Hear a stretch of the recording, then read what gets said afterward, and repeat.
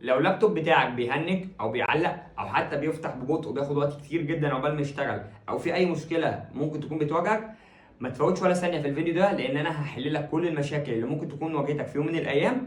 تابع معايا عشان ما اطولش عليك، ونشوف شرح عملي وافهمك كل المشاكل اللي واجهتك قبل كده ايه السبب وازاي تتحل، وازاي بنفسك تقدر تكتشف لو في مشكله انت ممكن ما كنتش واخد بالك منها. يلا بينا نبدا عشان ما اطولش عليك. انا سيف لاشين، ودي سيك لينك، القناه اللي هتاخدك من الصفر للاحتراف في عالم التكنولوجيا بالكامل. يلا بينا. مبدئيا كده احنا طبعا معانا لابتوب عشان نجرب عليه عملي، فعايزك تكون مركز في كل خطوه وكل كلمه انا هقولها، عشان في حاجه بسيطه جدا ممكن تفرق معاك في حاجات كتير. مبدئيا كده قبل ما نحل اصلا اي مشكله موجوده، لازم نفهم اساسا هي المشكله دي موجوده ليه، او ايه الاحتماليه الاكبر اللي ممكن تكون هي سبب وجود المشكله من المشاكل اللي ممكن تكون واجهتك. اول حاجه وهي ان النظام نفسه اللي هو الويندوز ممكن يكون متبهدل وعليه برامج كتير جدا اصلا هي ملهاش اي لازمه في حياتك، وممكن تكون عليه فيروس كمان وانت مش واخد بالك، او ممكن تكون انت في حاجات انت حملتها واستخدمتها فتره وبعد كده نسيتها اصلا وخليتها ان هو بتكون بتفتح ستارت اب مع الجهاز بشكل تلقائي، ودي تكون مسببه برضه تقل في الجهاز.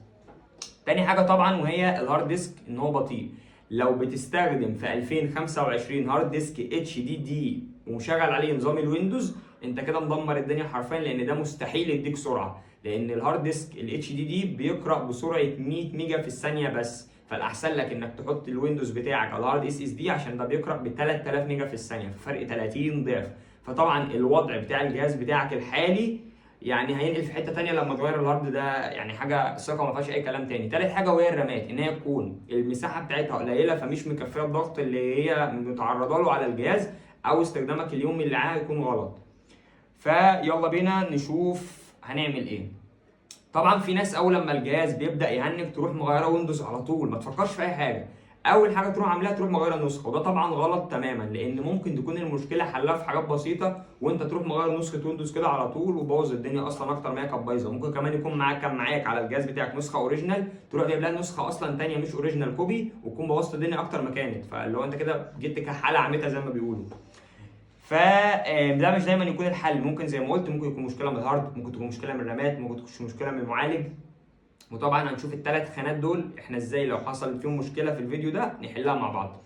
اول حاجه وهي انك تفتح معايا التاسك مانجر من خلال زرار الكنترول والشيفت وزرار الاي اس سي اللي موجود في اول زرار في الكيبورد على الشمال، هتدوس عليهم مع بعض هيفتح لك تاسك مانجر على طول. ومن التاسك مانجر هتختار خانه البرفورمانس اللي هي بيكون فيها تفاصيل الوحدات او القطع اللي موجوده في الجهاز، طبعا زي السي بي يو والميموري اللي هي الرامات والهارد ديسك. طبعا سواء عندك هارد او اكتر من هارد، انا في الجهاز بتاعي عندي هاردين، فانت مثلا لو الجهاز بتاعك انت فيه هارد واحد هتلاقي الهارد بتاعك الاولاني اللي هو اللي عندك هو اللي هيكون ظاهر بدل ما ظاهر عندنا خانتين كده.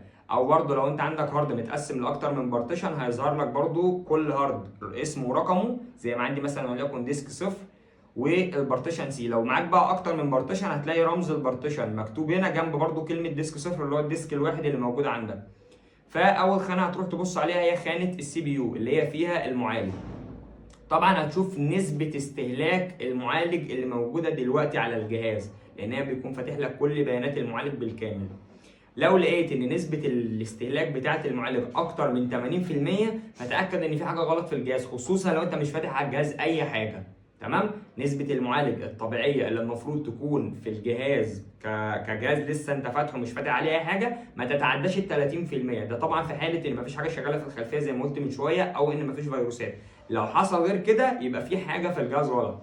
تاني حاجه طبعا وهي الرامات، هتخش برضه على الخانه بتاعت الميموري كده وتشوف النسبة المستهلكة من الرامات في الوقت الحالي. فبرضه لو انت مش فاتح حاجة خالص على الجهاز المفروض انك تلاقي نسبة استهلاك الرامات مش عالية، ده طبعا في حالة ان مثلا وليكن الجهاز بتاعك فيه رامات 8 جيجا او 16 جيجا، لكن لو اقل من كده انت ممكن تلاقي مستهلكة بنسبة 70 80%، ده عادي جدا حتى لو انت فاتح النظام بس، لان اصلا نسخة لو انت مثلا وليكن عندك نسخة ويندوز 10 دي لوحدها بتاخد اصلا لوحدها بتحتاج بتاع 4 جيجا رامات عشان تشتغل كويس، فاهمني؟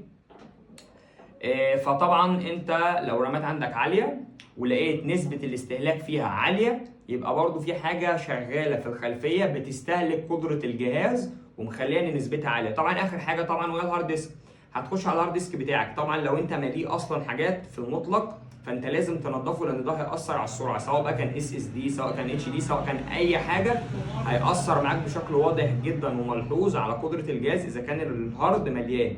وعلى فكره النسبه الصح والامنه انك تسيب 20% على الاقل خالص من الهارد فاضي عشان الجهاز يشتغل براحته وما يكونش عنده اي مشكله.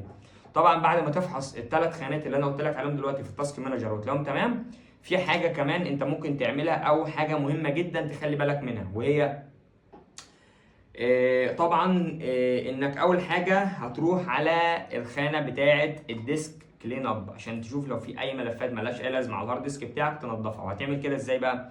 هتخش على خانه البحث نبص عليها دلوقتي، دي بتفحص النظافه بتاعه الهارد.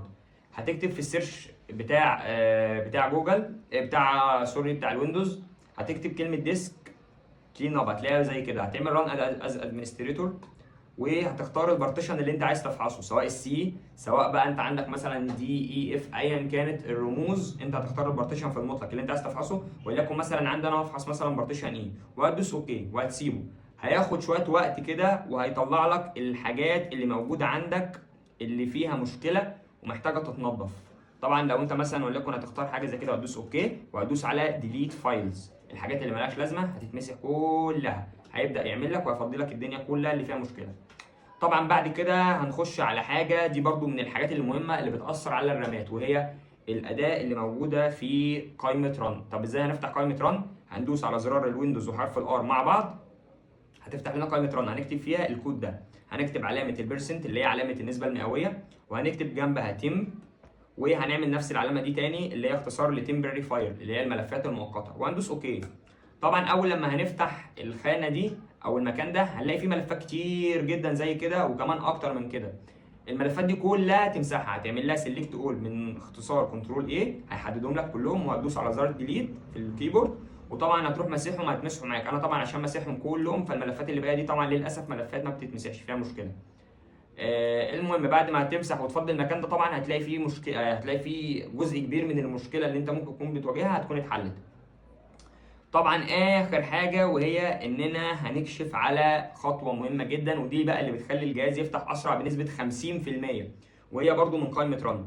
هنفتح قائمه ران تاني وهنكتب الكود بتاع ms-config وندوس انتر. هيدخلنا على الخانه دي، هنختار منها ستارت اب ونفتح اوبن تاسك مانجر. هنخش على الخانه بتاعت ستارت اب، هيجي لنا شويه برامج زي كده، بس ممكن عندك انت تظهر مختلفه عن عندي شويه لو عندك حاجات اكتر، وخصوصا كمان على فكره ممكن يكون عندك فيروس ممكن يظهر لك في المكان دوت لو هو بيشتغل بشكل تلقائي اول لما الجهاز يفتح. المهم بقى ان الخانه دي اي برنامج انت ما تعرفوش وغريب عنك وشايف ان هو ملوش لازمه ومتاكد منه مليون في الميه، وقف تشغيله من خانه الستارت اب فورا، ما تسيبوش شغال خالص، لان معنى ان انت سايبه شغال ان هو يفضل شغال كل ما تيجي تفتح الجهاز، وممكن يكون زي ما قلت من شويه فيروس بيستهلك موارد الجهاز بنسبه كبيره. فانت لو عملت كده هتخف على الجهاز بنسبه 50% لو قفلت الحاجات اللي مالهاش اي لازمه.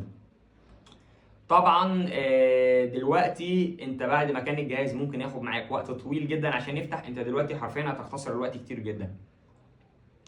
بعد كده بقى دلوقتي خلينا نتكلم عن الحل اللي فعلا بيغير اللعبه كلها.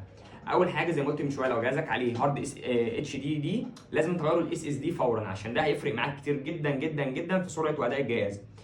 تاني حاجه زي ما قلت لك ان انت لازم تحاول تزود الرامات عندك لو هي اقل من 8 جيجا. ما ينفعش خالص ان انت جهازك في الوقت الحالي يشتغل برامات اقل من كده، لان طبيعي جدا هتلاقيه بيهنج معاك وهتلاقيه مش سلس بالمره. عشان تعرف تستخدم اقل حاجه ويندوز 10 معاك لازم تكون بتستخدم رامات مش اقل من 8 جيجا عشان الجهاز يكون شغال كويس. طبعا نيجي بقى لحاجه الناس كلها بتغلط فيها، وهي برامج السرعه. البرامج اللي بيقولوا لك ان هي بتنزلها على الجهاز عشان تسرع لك الجهاز، طبعا الكلام ده كله كلام فارغ وملوش اي اساس من الصحه. البرامج اللي زي سي كلينر او بوسترز، البرامج دي وفي زيها كتير طبعا اغلبها بيبوظ الويندوز اكتر ما بيصلحه. استخدم الادوات الاصليه اللي موجوده في الويندوز اللي بتستخدم في تنظيف النظام، زي طبعا الويندوز سكيورتي اللي بيبقى موجود في الخانه اللي تحت بتاعه التاسك بار اللي هي دي اللي هي ويندوز سكيورتي اهي، هتفتحها عادي كده. وطبعا لازم ان العلامات دي كلها تكون عندك بالاخضر كده عشان تكون كويسه. بالنسبه بقى للخانه دي اللي هي فيروس اند ثريت بروتكشن، دي انا عندي قافلها لاسباب شخصيه، بس انت في العادي خليها عندك مفتوحه، ما تقفلهاش خالص، لازم تخليها مفتوحه باستمرار وتخليها من جوه خضرا زي ما انت شايف كده. انا عندي حاجه واحده بس اللي قافلها، وده لسبب ان انا في حاجات معينه بعملها فمحتاج ان الخانه دي تبقى مقفوله. بس بعد كده بقى، وان هي ان انت لو عايز تنظف الريجستري صح استخدم الباور شيل باوامر هوريها لك دلوقتي. اول حاجه في الخانه بتاع البحث هتكتب باور شيل وتفتحه كادمنستريتور. ثواني، باور شيل اس اف سي سلاش سكان ناو. الامر ده لما تشغله هيعمل لك عمليه فحص بأوامر بسيطة جدا حرفيا، وإن هو بيفحص ملفات النظام بالكامل، لو فيها أي مشكلة بيعرفك. طبعا الحاجات البسيطة دي بتعمل فرق خرافي وملحوظ جدا جدا جدا. طبعا بعد ما يخلص الفحص خليكم معايا دقيقة ونرجع لكم بعد ما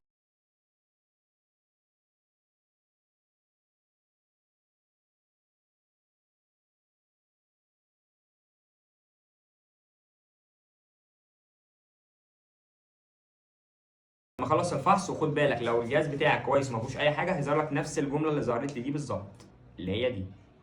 تمام؟ دلوقتي قبل ما نقفل الفيديو في شويه حاجات حابب اقول لكم عليها عشان تكونوا واخدين بالكم منها، نصائح بسيطه كده. اول حاجه وهي انك تحاول تعمل ريستارت للجهاز كل كام يوم كده، عشان لو في اي تحديث او اي حاجه للنظام بتاعك تتعمل. ولو جالك تحديث وانت مش مفعل التحديثات التلقائيه عندك في النظام، وخصوصا لو تحديث امني لازم تعمله، ما تطنش التحديثات بالذات في اي جهاز من اجهزتك، سواء بقى كان موبايل او لابتوب او كمبيوتر او اي جهاز يخصك. اهتم بالتحديثات لانها بتسد الثغرات وبتعمل حاجات كويسه كتير بتحسن النظام وسرعه الاداء. تاني حاجه وهي ان زي ما قلت من شويه تسيب على الاقل في الهارد بتاعك حوالي 20% من مساحته فاضيه، ما تجيش ناحيتها ابدا الا في الضروره القصوى، وما تخليهاش دايما مليانه.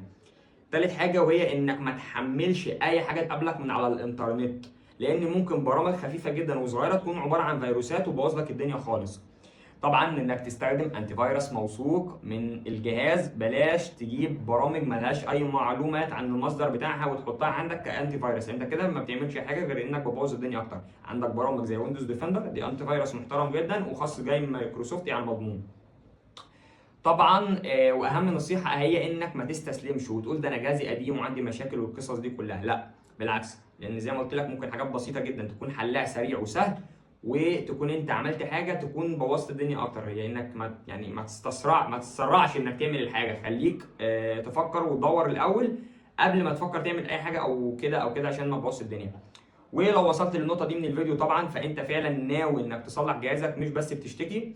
وكمان لو استفدت اعمل لايك للفيديو واشترك في القناه عشان يوصلك كل جديد، وسيب لي كومنت يقول لي نوع جهازك او المشكله اللي بتقابلك وانا هرد عليك بالحل ان شاء الله. واستنوني الفيديوهات الجايه. السلام عليكم ورحمه الله وبركاته.